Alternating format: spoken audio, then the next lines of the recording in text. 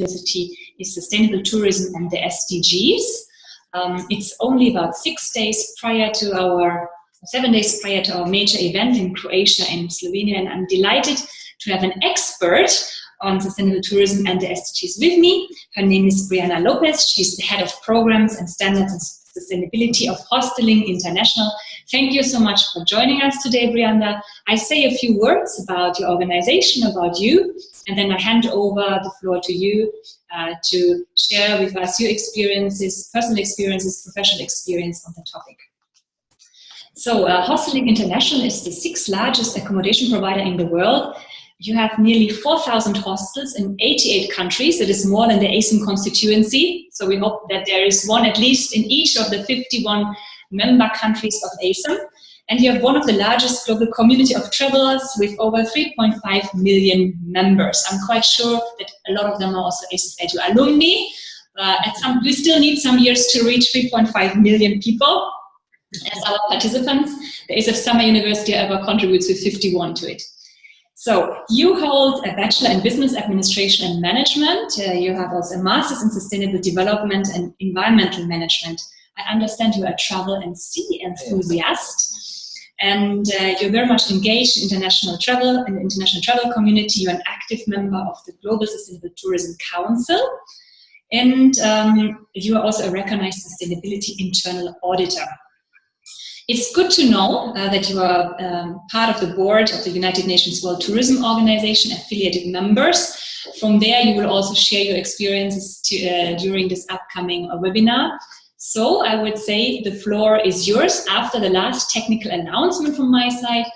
So for all our participants who would like to ask questions, we have a chat on the side, on the right side of Zoom, the software which you are using. So please, you can ask questions, and you also can raise some comments during Brianda's presentation. Please identify yourself with your name and your country so we can locate you better. And then at the end of Brianda's talk, we will go through each of the questions, and Brianda will patiently and knowledgeably answer all of them. Brianda, I pass the microphone and the camera in a way to you, please. Yes, thank you very much for, first of all, for the opportunity to contribute to your amazing activities. And as we are very aligned with our mission values, and for us, it's extremely relevant to be able to share and to especially listening for the next generation and the young around us. So it's an honor, first of all, to be here with you. And I'm going to start sharing my presentation with you, so I think it's easier to understand what we are going to be talking about today. I would like to mention as well that the other webinars that they happened before are extremely important and relevant to the topic that I'm going to do today. So my presentation is something that is continuing, especially after Anula webinar or from Urban Adventures, that she explained really well about the history of tourism, the goods and bads that we are facing and the challenges we are facing in the future, as well as the criteria for the Global Sustainable Tourism Council. So I'm not talking about that particular area because I think she did a great presentation. So if you need extra information, please have a look to that one. What I'm going to be talking about today, it's first of all a bit of global context. We are no longer living in our own bubbles.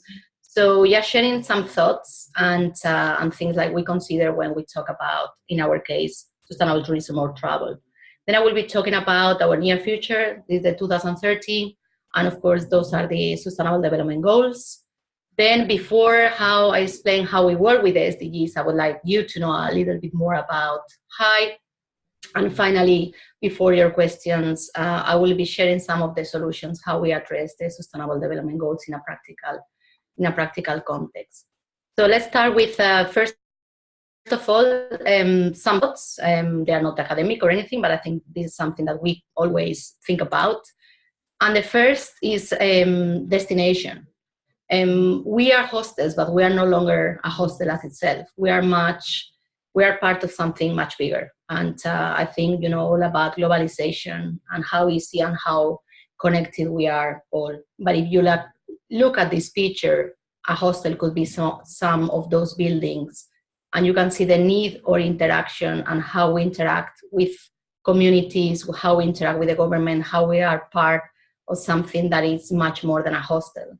And when we take decisions and we make any program, or we think about how we are going to implement this action, that has to be taken into consideration. In the past, you would do your own, but today you need to look at, if I open this cafe, are many cafes around, am I going to impact negatively the communities? Can I talk to them? So is this destination for me means collaboration at a global level in terms of understanding, but at your destination. And this is something that is not being done greatly. And you can see now how over-tourism is growing because probably it has not been taken into consideration in the past. So this is something that for us is extremely important. The second, especially for our industry, for travel, we are not tourists, we say we're travelers. Not going to be segmentation. And when I talk about this, not going to be segmentation, you may look at some years ago when we were, all the backpackers, they stay in hostels, or the business guys, they stay always in 4- or 5-star hotels.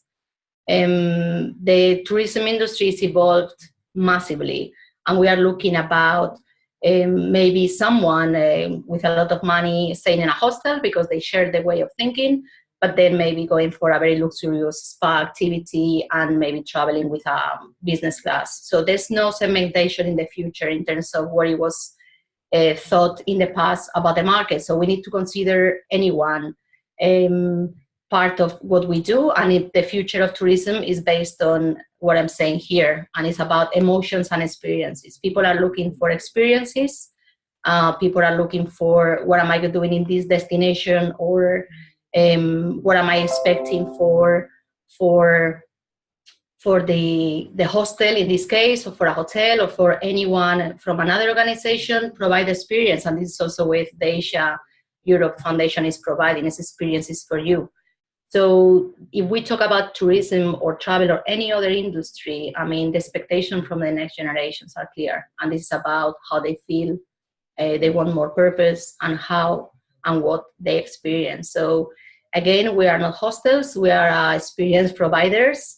And this is how we position ourselves. That's why we allow, or our hostels are designed to share beds, because for us, the bed is actually the less relevant part of the experience. Important to mention, we're having a game changer in this panorama today, and it's going to change massively everything. And this is the artificial intelligence. And we're not talking about the future, we are talking about already the present. And there's going to be many conversations around that.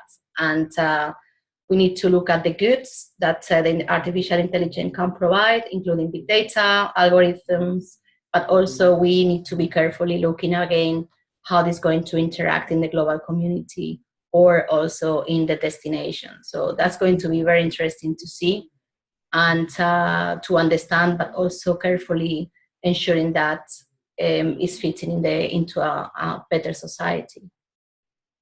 And the last one I'm going to talk about is sustainability. There's no tourism without sustainable tourism. There's nothing without understanding or taking into consideration the planet and the society. Many years ago, we had no overpopulation, or we were not struggling with our resources, so the environment was unlimited, but today we have limits into our society and into our planet, and we really need to take care of it. And I don't have to talk about it more, but for us it's key in the way we think, and this is actually what it is. It's a way of thinking. So those are the few global contexts that I wanted to talk first. And then I'm going to the future. So the 2030, that's not far away. And I think for us, it's really, and we are really happy to see that in 2015, United Nations, after a massive consultation, the largest consultation in the United Nations history with over 7 million people, the UN approved the 17 Sustainable Development Goals. Those goals, and that's why I put this picture here, they tell us where to go.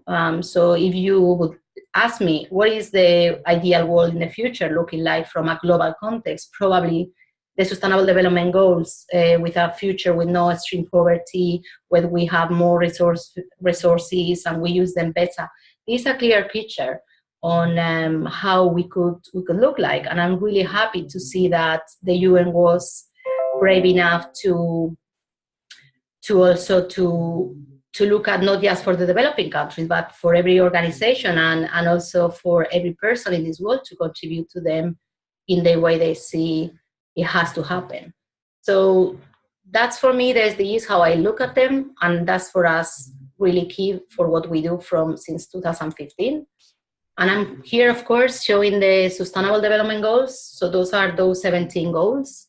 I have used this photo because for us, for me, there are two key Sustainable Development Goals amongst all of them.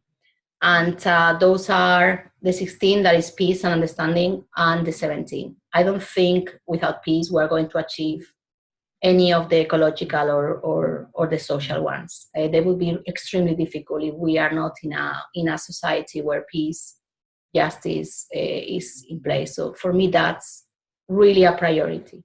And the second is that, as I said before, collaboration and partnership. A hostel alone would contribute a few to the SDGs, but working together, like with us now, with you now, or with many partners, we contribute and collaborate, like UNWTO, or many globally or locally, I think is when we can make a change. Those two for me are extremely relevant, and I also like this photo because they put the planet amongst before people, and we don't normally do that in many of our conversations. We are normally at the center of everything, and I think the planet is here to be protected, and I think the balance between all of them are extremely important. And for us, again, in this diverse world and industry, you need to look at what are the most relevant for us. Which one are the ones that there's more struggle in my country? So then you can focus on those. So that's why the 17 SDGs are a framework for the world, but with different approaches from the countries and at a global level. For example, for tourism, the 14, that is life below water, is really relevant. Why? Because 80% of the tourism industry is located near the sea.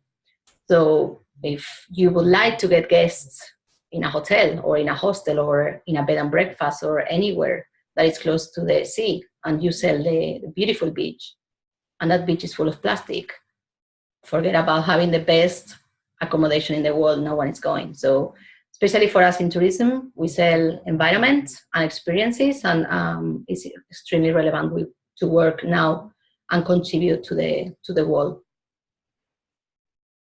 And since then, it's been a lot of discussions, and that's great to see.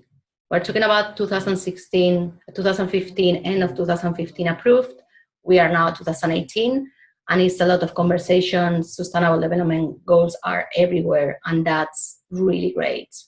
So I think it's changed something that has created many of activities locally, globally, and I think it's really good to see, and we hope this little spark is going to become a big one. So I think it's for everyone, not thinking about all the governments have to do this or the organization have to do this. It's for everyone to contribute. So as I said before, moving to how we work with the SDGs is understanding high. So I think this picture, and this is our hostel in Switzerland, is understanding what we are. And we are a unique way of traveling with a different mindset. You will see later our mission, but as Liani said, I mean, we are for good. We are a non-for-profit organization. We were born in 1932, so we're here in the industry for a long time, delivering our mission. We are really relevant to the industry, and even though the hotels, they always don't talk about us, we are really relevant also in terms of accommodation provider, as we are the 6th in the world if we would be compared with any hotel accommodation or any brand.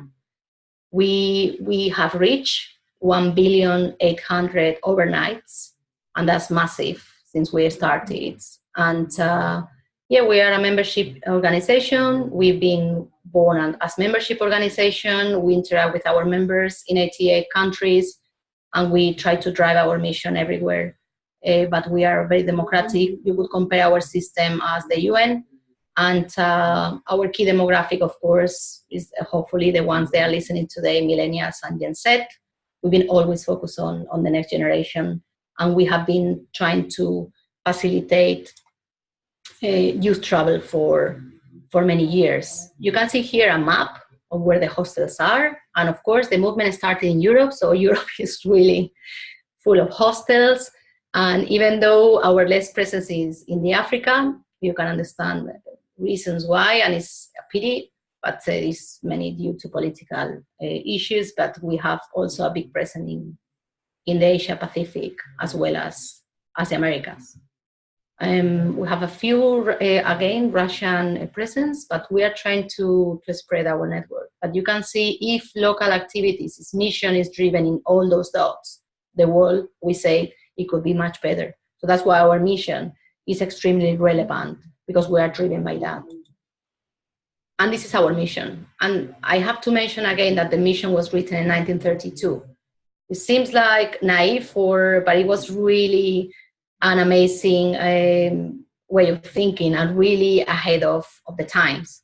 If you read here, it's very long and very wordy, but we keep it as historical in this way. I mean, we know that some of the wording is not up to today's, but you can see that the promotion of education of all young people, of all nations, especially young people, protecting and creating knowledge of love and care of the countrysides for all parties, all towns and cities and environment in the world. That's really key, as well as understanding each other. For us, we believe intercultural exchange is the best way to avoid conflict and to prevent conflict again and promote peace. So this is what we have been doing in many ways, and that's why the hostels are designed the way they are. Not because they wanted to have a marketing product. They wanted to ensure people would share their space. That's why the common rooms are done, to share and to understand each other, and have activities where you would go there by yourself in a safe environment, and you would actually start talking to someone in a very casual way, like in a kitchen. Oh, do you have any salt? What did you do today? So that's why you break boundaries between each other, and then you become friends. So we have been doing that for many years. And in terms of sustainable tourism, I must say that if you read through, it's one of the earliest examples, if not the earliest, of what is today sustainable tourism. So for us, it's part of the DNA, what we talk about. And we contribute, and we are really happy that the world is evolving, and they are looking at many ways, many hotels and other accommodation providers in how they could do the same in terms of hotels. So that's really good as well to see. So how do we work with the SDGs? Because again, we've been working for many years around sustainable tourism, but the SDGs are new to us, but it's really relevant. So I would say that it's very relevant, important that you have some things in place to work with the SDGs or to work on sustainable tourism. You've seen that you have the mission, so it's very important to have the top leaders of any organization or any of private or non-for-profit to address at the highest level what it means sustainable tourism and the 3 dimensions. That's the first thing. Our mission, we had it, so that was great. And then there are other things that I think they're extremely important. To have a policy. So we have our high sustainability policy that it was approved by all the countries in 2010. Since the 80s, we are working on environmental policies, but we wanted to go one step forward. So our policy is based on the Global Sustainable Tourism Council criteria. I believe it's the most relevant international criteria that exists today. And I think it's a fantastic guide of addressing sustainable tourism. As you saw in our map, for us, the diversity is a beautiful thing to have, but it's also a challenge when we need to look at international standards. The levels of development sometimes is not the same in countries like Switzerland, and then if we go to, for example, the Paraguay or the Bolivian. So we need to have criteria that could be addressed by everyone. So our policy is the one that everyone has to look at, and then everyone can adapt to their own circumstances in their own countries, and as well prioritize in terms of what is needed. In Norway, for example, they don't measure water because they don't have any issue with water. So for them, water is much less relevant than other things. But if you go to the Mediterranean or you go to another areas, the water is really, really relevant. So that's what I'm talking about. So having a policy in place is one of the first steps. And of course, the objectives. So the objectives that we have at Hostelling International, and they are agreed by all of us, is that on the social is continue delivering our mission. We run many, many activities in many hostels every year. The environmental is not to leave anything behind us. So our try to achieve carbon neutral hostels, that's our key. And then the economic, again, I mean, that's always very relevant. Sometimes people, when they talk to the sustainability people, and to me, I mean, I study economics and business management. Economic is key.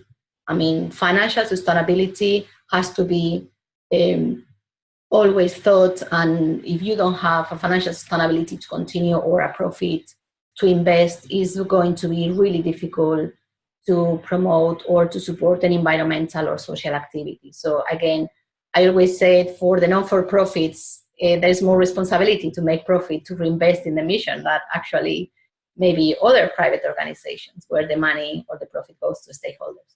So we have that responsibility in mind. Again, surviving 100 years is quite difficult, but that's why we try to ensure we have still people that they come to our hostels, but that's the best way to ensure we can actually deliver much better things. And this is the way we address the Sustainable Development Goals. We did a massive exercise after the policy, and we were talking about how our hostels on a global scale interact with the destination and what are the components of our sustainability policy. So working with just 3 areas in sustainability is really difficult. It's a very large topic, and you need to really focus and provide tools to your stakeholders, to your customers, or to your staff. You cannot just work simply on environmental and social as a general. So we have developed 10 areas that they are related to the 3 areas that you can see: economic, social, and environmental, to help the hostels to address the topics on their own. So for example, you can see on the social part as the blue, we have our people, so we have a lot of criteria and standards related to our staff and volunteers. What is the salary? Living wage has to be enough. Is there any other benefits? How we address the volunteers? So we can focus extremely in that area. We work also a lot with communities, but also with our guests. So those 3 components make our social part of sustainable hosteling, as we call it. In the environment, our hostels would be those that when we try to achieve a carbon neutrality, and that's the infrastructures and the facility we build the hostels. But then, of course, we interact, as I said before, with environment. So mobility, how they travel. Can we promote a better travel that is not just flying? So, of course, we try to do that. Can we provide consuming sustainably at the hostel, or ensuring that water and waste is protected? So we have a larger framework for the hostel to understand.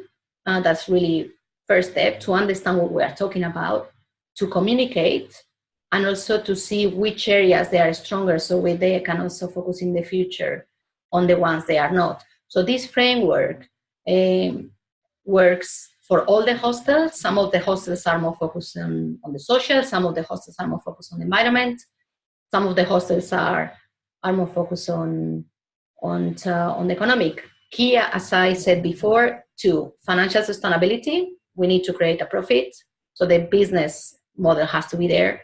And of course, continuous improvement for us is that we're not, if we want to survive another 100 years, we need to continuously improve. And of course, we consider an economic asset, culture and biodiversity. For us, this is what we call protecting destinations.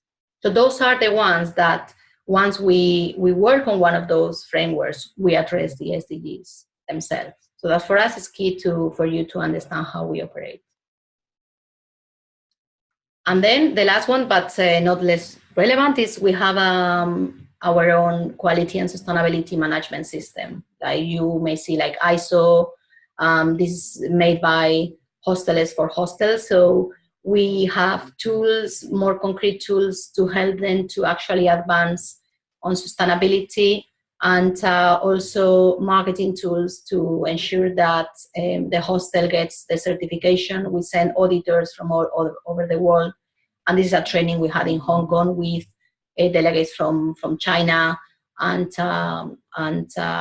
was really, really good to see how they operate and how they are open to the market, but really extremely focused in achieving quality and sustainable development. And we provide those tools. So it's about recognition, it's about celebration. I mean, it's not about hard work.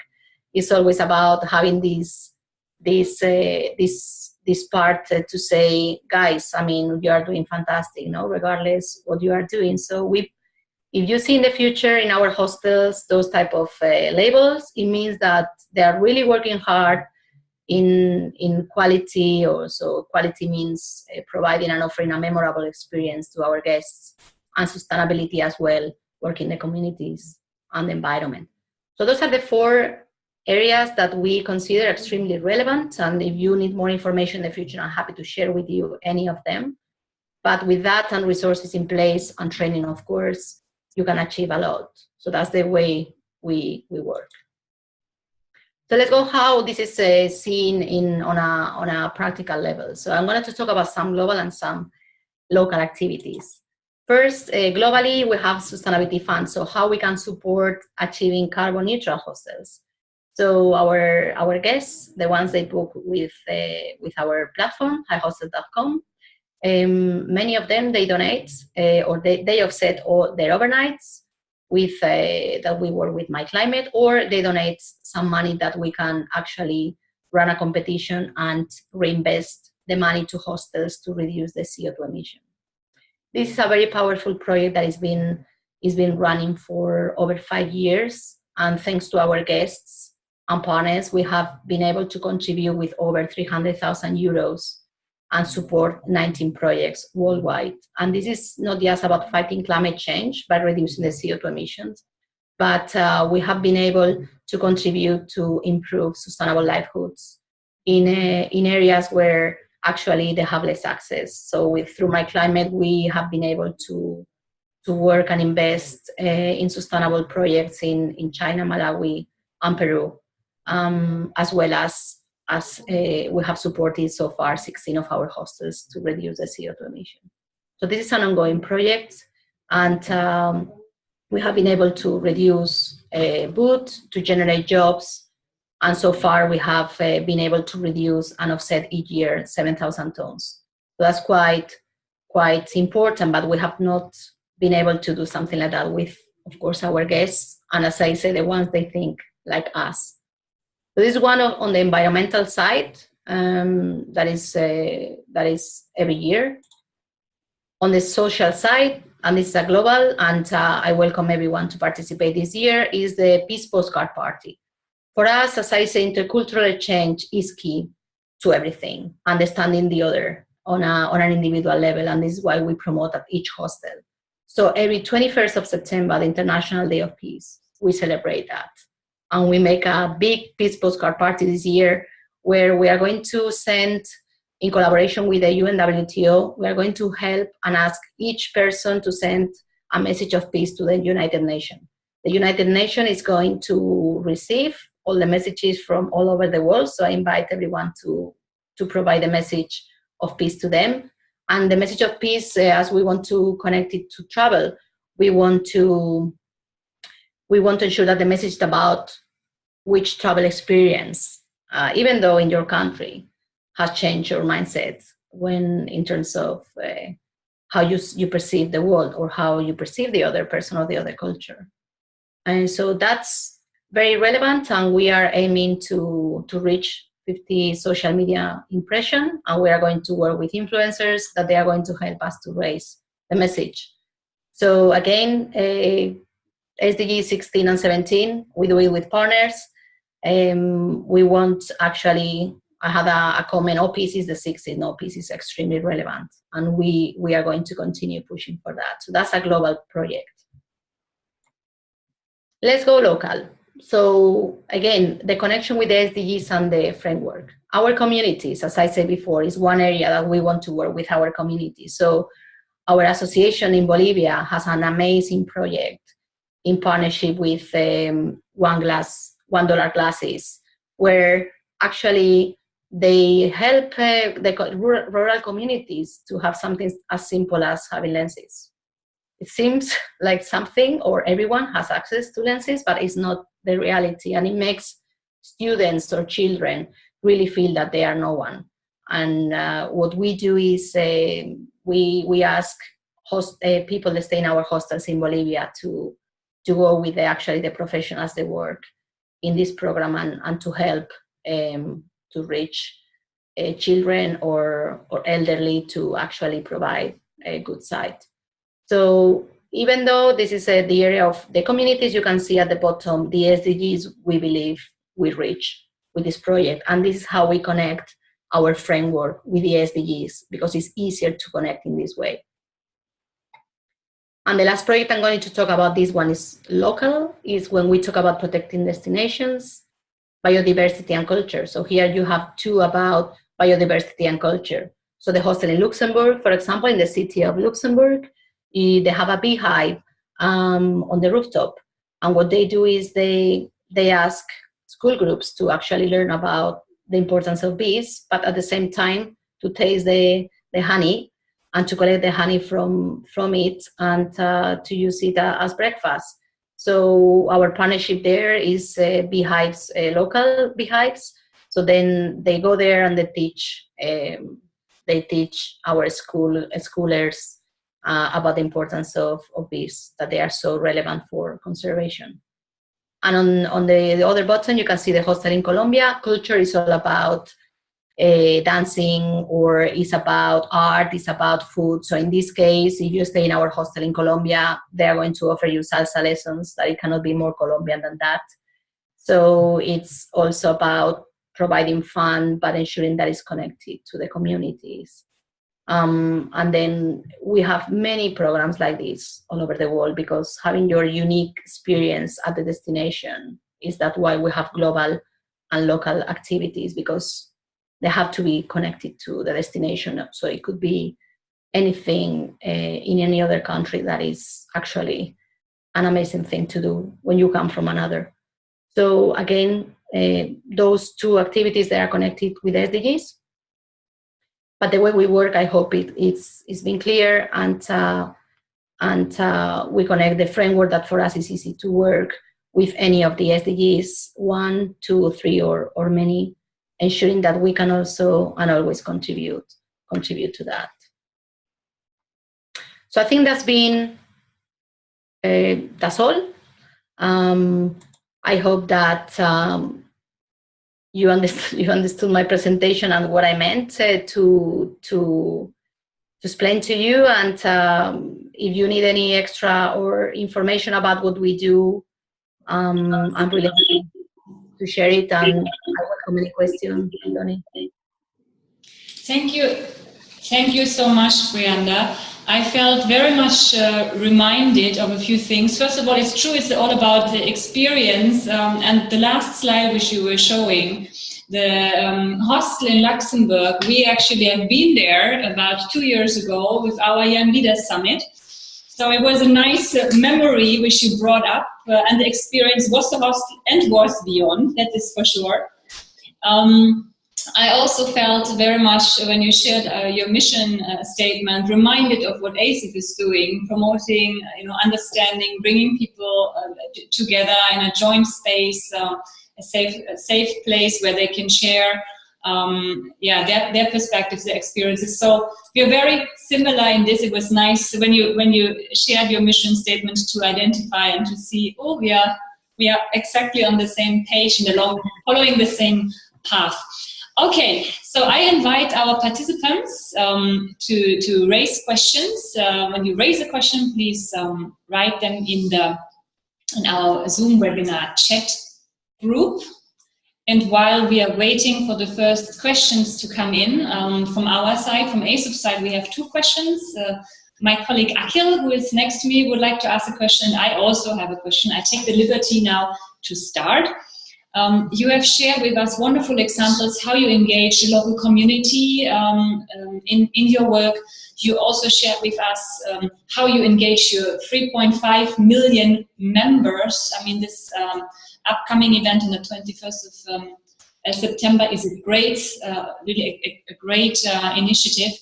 I'm interested in knowing more about your collaboration with business as such, other businesses who can support you to achieve your objectives and being like a sustainable hosteling provider, and also what are your collaborations with governments? Okay, so I think, yeah, in terms of governments, what we normally do is our different members of the countries, they are really connected to their own governments for many years. So Hostelling International, as our international office, sometimes collaborate with UN or UN bodies like UNESCO. We are really keen on those, but we have a lot of relationship with governments in many countries. For example, we get sometimes grants from the government in Germany. Germany is a massive organization. It's our largest organization, and is when Hostelling started. And they collaborate really big in terms of government funds, but also to support and bring the school groups to the hostels and to have their first experience in terms of what is traveling and the education part of it. It happens in many countries in Europe, like Luxembourg, also England and Wales. We have also organizations that they were born because of the government, like the organization in Spain, that the hostels are part of the government. So our relationship with the government is really relevant. And if we don't have it, we try to lobby locally with them, because I think the power is in achieving the local government. So we have a really big contribution, but also relationship with governments globally. And also with companies, of course, again, different levels. Locally, we have a lot of partnership that they are private sector. And then we try to get relationship with them, if they can contribute with the activity, or if they can contribute by supporting or by donating, or if they can contribute by sharing the experience. Always happens at a local level. And also for us globally, with anyone that shares our values. We don't look at if you're a profit or not, but we are looking at working with people that they want to align to what we do. So we cannot partner with everyone, but we try to partner with many. We have a few questions from participants, which came already in. So the first one is from Anela from Norway. She asked and would like to know what type of support is provided to support the local hostel in terms of reinforcing the concept of sustainability to their guests. So this has always been the challenge. Communicating to the guests is sometimes not priority to the hostel managers or the staff, because they are really busy in driving actually the best of the customer experience. So this is actually something that we are trying to do from here. Some of the good initiatives we are starting is some of the hostels, the ambassador of the hostel, so that person can actually talk about sustainability to the guests. This is something that we are trying to work hard. In the unique case of Norway, it's funny because when I went there to talk to the hostel managers, and I was talking about things like recycling or energy efficiency, they were saying, but we do everything. I mean, we do all those things for many years. And I say, yes, but the relevance is how you communicate it to the guests. So sometimes we have to change the mindset in how important for our international guests is to show all the goods you are doing. But some people, because they are doing it for many years, it's no longer relevant. So we are trying to change that in terms of how, because sustainability could be very boring, so it's all about what you see on your everyday. It's about looking at ensuring they're recycling things, ensuring that there's no plastic. Now there's a big challenge with you. It has not to be plastic there. How you are going to communicate you have solar panels. So it's always difficult, but yeah, that's it's been always a challenge, I think, in general for the industry. So that's a very good question. Thank you. The next question is from Indra, who lives in Latvia. Have you had any collaborations with other youth hostels and hosteling networks to help them become more sustainable? So here you see already you're at the forefront. And how much can you set the example and transfer the example to your other colleagues and peers in the field?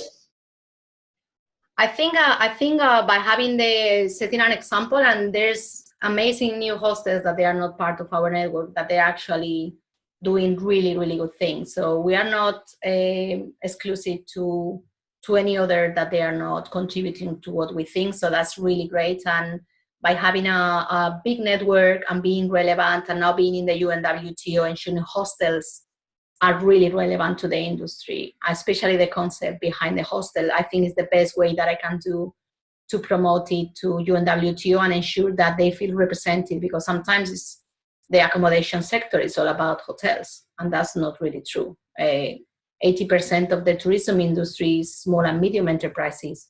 So every little one contributing to sustainable development, they are more than welcome to collaborate with us. And I hope they can see us as a good example, but we are open to everyone to help and talk about how we operate always. I hope that many peers and colleagues from the field are now watching and take this invitation, and you will have tomorrow morning some emails in your mailbox which ask what else. So, next question is from Pavlina from the Czech Republic. She thanks you for the wonderful presentation, and she asks, when you cooperate and connect the hostels with the local communities, how do you reach out to the people, and how do you select the different activities and individuals who can join them?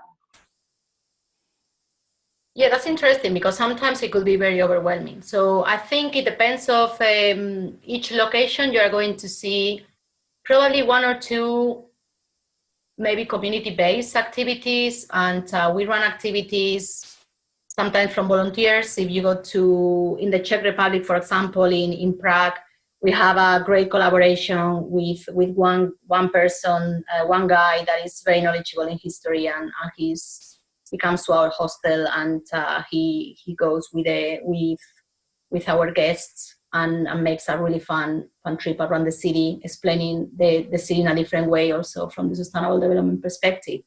But we also collaborate with assessing different issues. So in South Africa, we have really in-depth collaboration with orphanage. So you could come to our hostel and learn how to knit.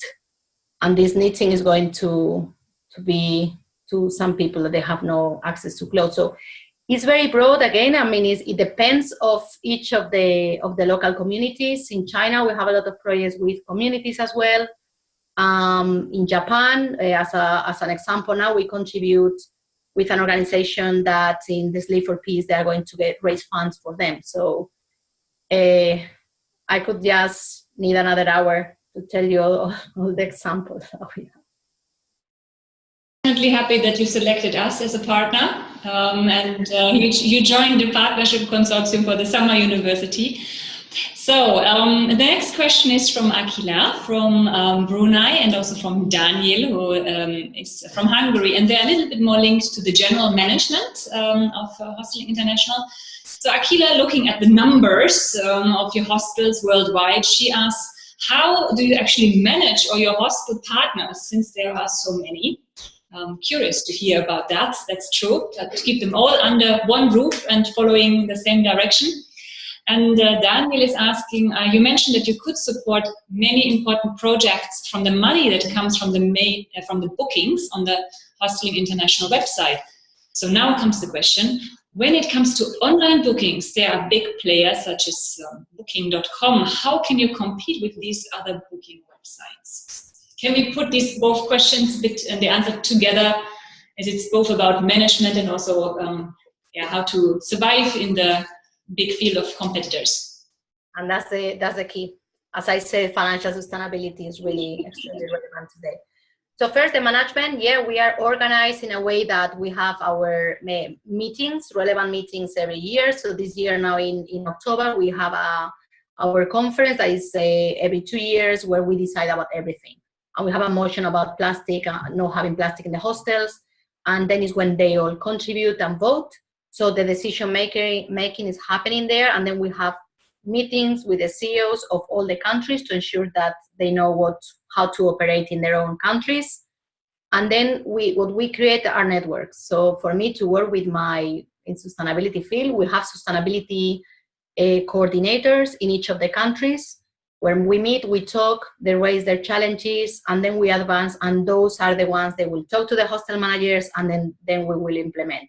It would be impossible for us to manage directly all the hostels. So we have a system that is bottoms up to receive the information, and then bottoms down to ensure that we collaborate. So that's how we are organized, and also have marketing meetings. We also have, of course, financial meetings. So that's the way we are organized, ensuring that everyone can contribute. And of course, technology is helping. We have a technology system where we actually can manage and measure and monitor CO2 emission, water. So it's for them to contribute to that data. So technology helps us also to monitor. And the second question is the big question. Because when we talk today about disruption, Airbnb, for me, disruption happened before. When Booking.com and Expedia entered in the tourism market, it was extremely disruptive for small and medium enterprises, because we pay 12 million pounds per year into commission to those guys. And that's something that we're not happy with, because if we pay 12 million commission to Booking.com just to be able to sell our beds, we're not putting 12 million commission into our mission. So for us, it's a big thing. It's also a survival thing. Before things, again, it was different. We have our booking system where you would call, and there was not this competition online. So with the UNWTO and the UN, we are trying to be lobbying about fair play here. And we ask each of our customers to book direct. And that's a message that I put here forward. Even if TripAdvisor is great for reviews, which hostel or which hotel I want to stay, give a chance to each of the accommodation you are going to book with. Go to their website if they have. If they give you the same price that normally is going to be the case, you are saving commission and you are not giving the commission to an intermediate. It's easy. We're moving to a society when we are becoming really easy. We don't want to do clicks. We want to do the minimum, but actually, I think I would say the opposite. Research more and give the money where the purpose goes. So for us, Book Direct is going to be a massive campaign in the future. Other hotels are doing the same to fight against those big players. That is true. They are monitoring. They are monopolizing the bookings. Brianda, for sharing these insights of the management and how to run the organization despite the competitors around you. We have a few questions which were linked to Akila's question. Thank you, Akila, for stimulating your follow-up questions from your peers. Some of it you have already answered, Brianda, but I still raise it. Maybe you want to add something in addition. So Barbara from Malaysia asked, how do you ensure that your hostel partners are continuously maintaining their sustainable practices? Maybe you can tell a little bit more on this, even though you have touched upon it in your previous answer. Brian has a similar question. How do you ensure the quality of partnerships? Does Hostelling International have country staff in every partner country? Then we have a question from India also here. Do you have specific measures to check or monitor the sustainability of Hostelling International? So these are questions which are partly already been answered, but maybe you can go a little bit more into detail by giving more examples. First, the difference to be a high hostel or not being a high hostel is we have minimum standards. We've been always, since the beginning, we want to provide a quality and safe space, and today a sustainable space to work. So to be able to be part of us, we have a minimum standards and those standards, they say that you need to check your hostel in terms of of the standards at least every 2 years. And if you are not up to the standards, we have the power to actually remove from our network, something we don't want to do.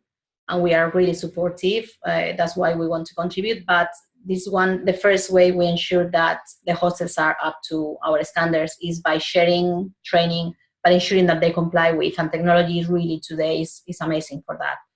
And that's why. And then the second is that, again, we have been continuous improvement. So now in our minimum standards, each hostel, they have to have 10 actions of the environmental and social, as well as one of the minimum standard is that we are not discriminating. So the hostels cannot be the discrimination. We don't have political or really any propaganda in the hostels. So they are social standards again. So we control them by auditing in the system that I show with the certification. We have 500 hostels and we want to grow on that. And we have regional auditors as well as auditors in their countries when they go to the hostels and check that this is happening. So we have a big network of checking and auditing the hostels at least every 3 years. So that's the first one.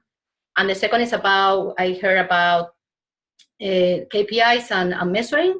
For me, the most relevant environmentally is the CO2 emission by far. It's something that is quite complicated, but we work with my climates, so we have been able to estimate in 50 countries the CO2 emission per overnight.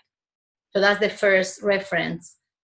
We have a system where we allow every hostel to contribute with their metrics.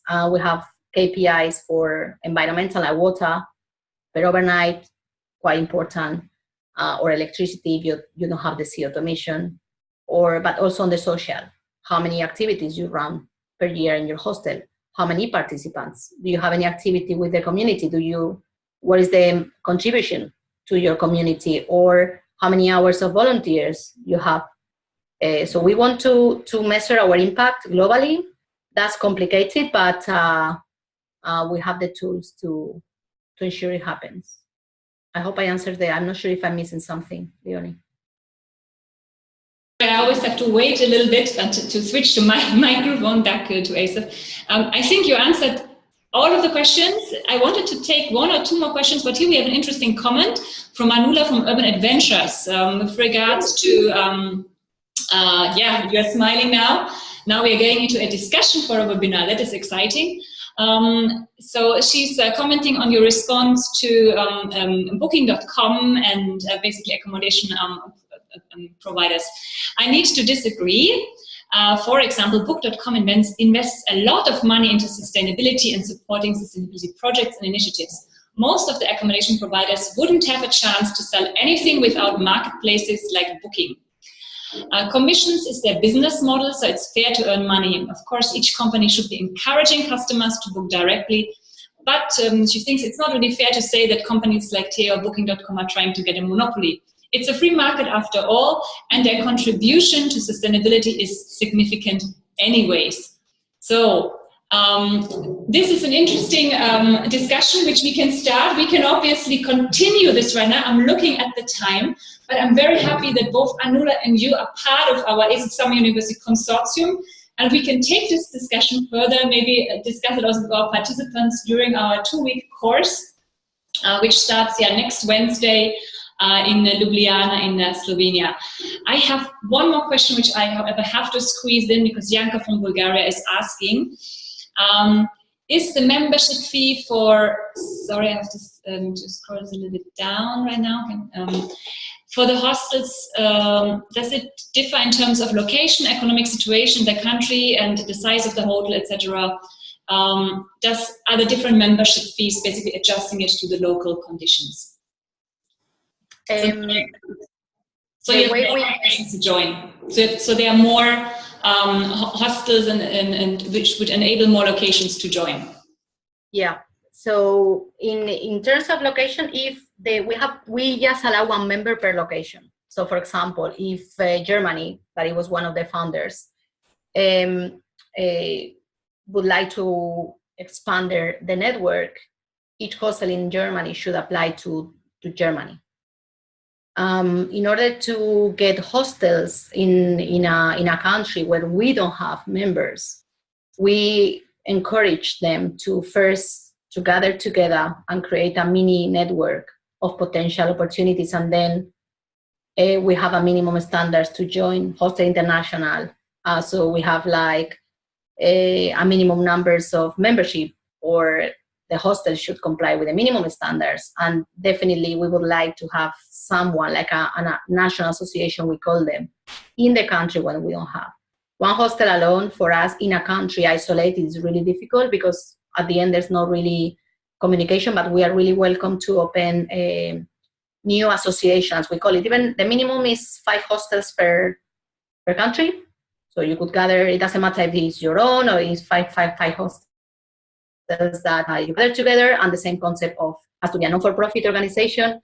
It has to share our values, and the hostels, they have to fulfill our standards. Economically, it's not a big membership fee. I think it's 500 euros, something like that. But we are willing to, and then there is a percentage, very low percentage per overnight per year. But I think you have access to a lot of capacity building and also markets from other countries to promote your hostel. So the minimum would be 5 hostels per country where we don't have a member to become a member.